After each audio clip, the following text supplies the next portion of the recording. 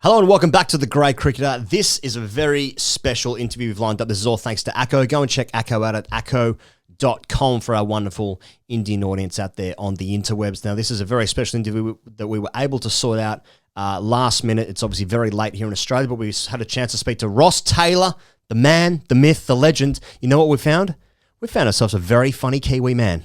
And here's all the things you have to say ahead of the World Test Championship final starting tomorrow. Check it out. Here he is. Thanks to Acco, Ross Taylor.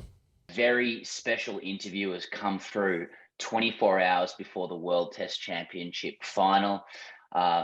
We are catching up with Kiwi legend, the leading run scorer for Test matches for New Zealand, sometime follower of TGC on social, but he'll probably deny it, citing being bad at technology, doesn't reply to our DMs. I'm talking about Ross Taylor. Ross, thanks so much for joining us a day out from the final.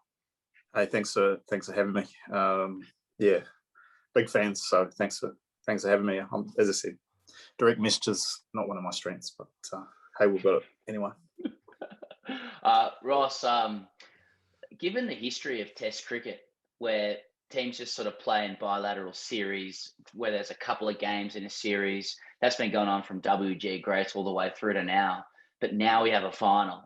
Finally, is this the single most important Test match ever played in the history of the game?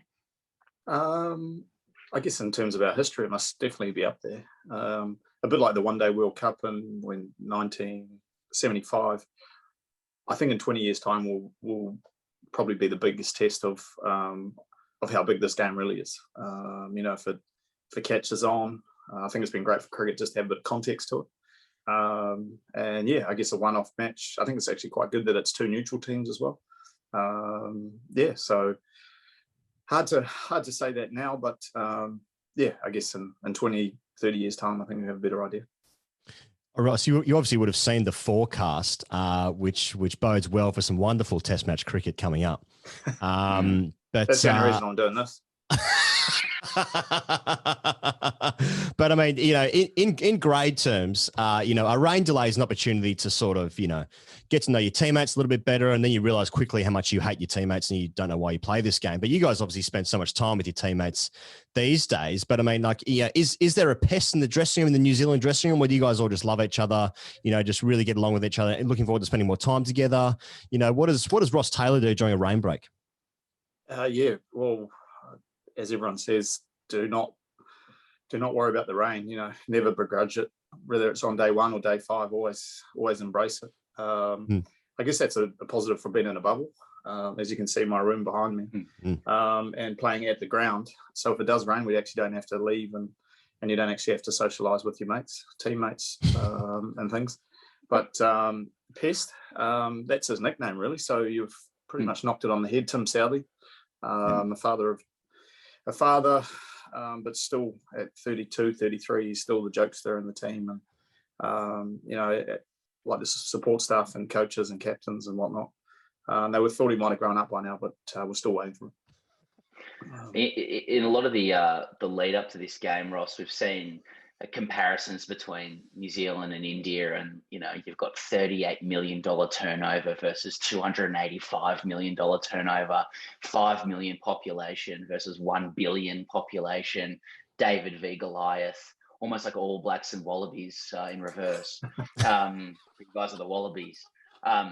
Do you claim the underdog tag for this game? Does it matter to you that you're going in with less expectations? Are you into the mind games at all? Because there's a lot of very frightened Indians who watch this show. They've admitted so. What sort of tag are you claiming 24 hours out from the first ball? Yeah, I've had a few comparisons, but Wallabies and All Blacks is definitely one I've never heard before, so we'll go with that. As a big All Black fan, but yeah, I mean, I think those numbers are wrong. I'm sure BCCI actually earn more money than that. So that's, I mean, they probably earn more than that in just IPL. But no, I think, we're a small nation. Cities in India are bigger than the whole population of New Zealand. And saying that, Melbourne and Sydney are bigger than New Zealand as well. So we love the underdogs status. I don't think we're very good front runners.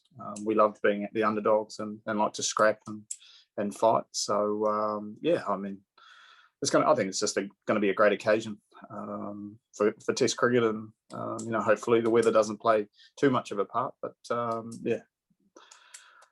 the All Blacks and Hands the Wallabies. All right, let's get into some real gear here, Ross. I mean, Colin De Grandhomme comes into camp, and he's rocking that mullet. I mean, what are the boys saying? Is he conditioning it? What's it like in the shower? Tell us everything about when Colin comes back into camp with the big mullet. We're playing a test match, so obviously he's been out injured for a while, and just had his first kid, and he's going through a midlife crisis already. He was actually on an ad back home for Sky Sports, and he was rocking that mullet back then.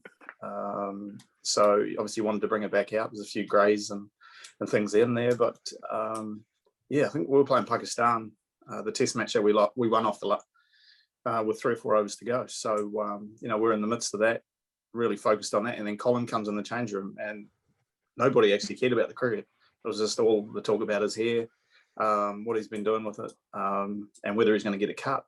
But no one's actually discussed that. I think that's probably more of a Gill thing, talking about the hair products and what stuff he's putting in there. But being from Zimbabwe, I wouldn't have thought he'd put in much product in there, that's for sure. No. Ross, just on India, just observed over the last couple of years that they've got a few statesmen in their side who seem to come across as decent people, like Ajinkya Rahane. It was been lovely to Afghanistan a few years ago when India absolutely pumped them in a game.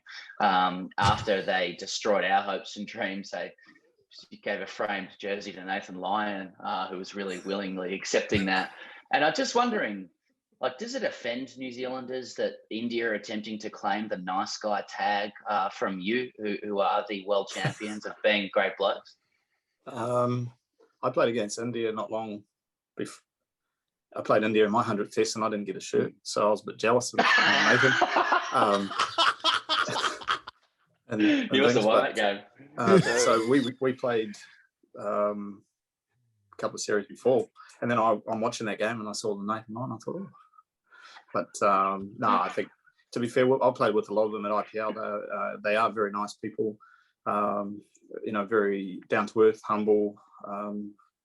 You can't argue with anyone who's competitive on the field. It's like playing backyard cricket against your best mate. You still want to beat them and do whatever it takes to do that. But no, I can't say a bad word about them. I think they're fantastic people. As Ajinkya Rahane, as you said, I played with them at Rajasthan. Just a fantastic ambassador for the game of cricket. It's always been the Australian way as well. Play quite tough on the field, but then really good to have a beer with them afterwards. Who's that? Who was that? Sorry. Oh, the Australians, the team who's coming third in the World Test Championship. I don't know if they can make it yet, but they might. Ross, you must have some good memories against India. You've scored 300s, I think I'm right in saying, against India. Have you got a favourite memory so far against playing against India? Obviously, winning this game would trump them all, I'm sure. But have you got a favourite memory? Yeah, I mean, anytime you play against them, you're going to be under the pump, and playing them over there is one of the hardest things to do in cricket. But no, I think the 2019 semi-final, I think that would have to be up there. The old 2-day, 1-day game, something being not out overnight was an interesting thing, thinking it was a 1-day game. But no, I think there was a lot of ebbs and flows in that match, and I think that would probably stick out. I guess probably was one of the most recent ones as well. Ross, we were just quickly discussing this off air, but the Australian Test captain Tim Payne gave a press conference yesterday because Australia doesn't play any cricket anymore until summer. So he was asked for his views on this game, and he was quite unequivocal that he thought India would win and win comfortably. And I just wondered, there just seemed to be something really quite gruff in his tone about in the way that he said that. Did you expect something maybe a little bit more diplomatic from the Test captain and your Australasian brother, or not at all? My Anzac brother. No, I think everyone's entitled to the opinion, and that series against India, Australia was a fantastic series, and everyone in New Zealand loved it. Yeah, I just don't. When it comes to cricket, I don't really. Aussies don't really rate us anyway, so regardless of who it is. It is true.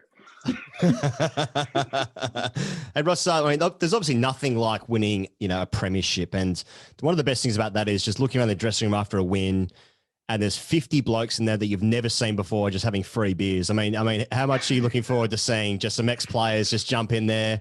Ross, great. You've played with basically half the guys who've ever played Test cricket for New Zealand as well, such as your, history in the game. With respect, but are there going to be ex-players like McCullum knocking about in there, Nathan and Brendan in the dressing room? Yeah, I think if it wasn't for COVID, then definitely. It's the ones that come out of the woodwork asking for tickets that you haven't heard from for a long time. They sort of soften it by, "Hey, good luck in the final," and then the next day they send a message, "Give me tickets." So they really break the ice with that. So there's a few ex-players who are here commentating, but definitely if there was obviously pre-COVID, and I'm sure there would have been probably a lot more tickets wanting it, and the old token good luck. And can I have 4 tickets for day 3, please? In that order.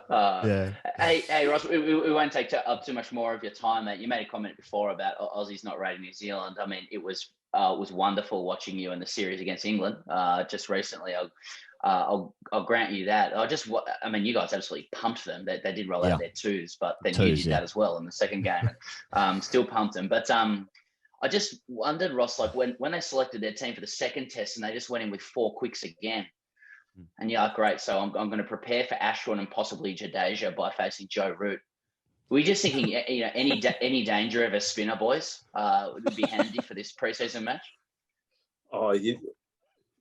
The thing over here, obviously, it was a little bit dry too. So you sort of want to get out to I wouldn't call Joe Root a part-timer. He's a bit better than that. Got 5 wickets against India. But I think you're under more pressure, knowing that,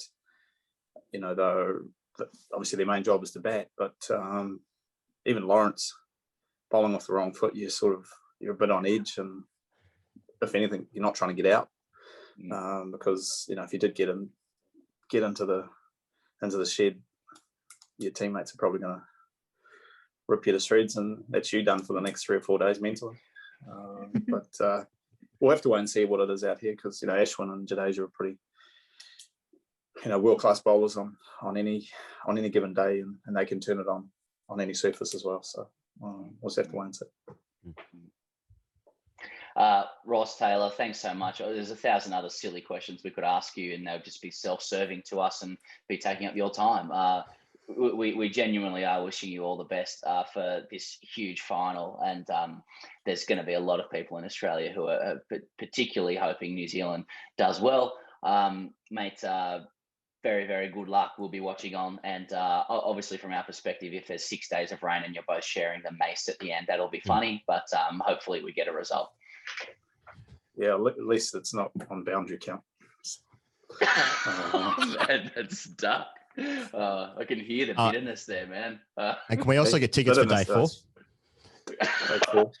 Because of COVID, I've got to email it to you, so send me your email address. Hey, thanks for having me, guys. It was a lot of fun. Take care. No worries, man. Thanks, Ross. Go well.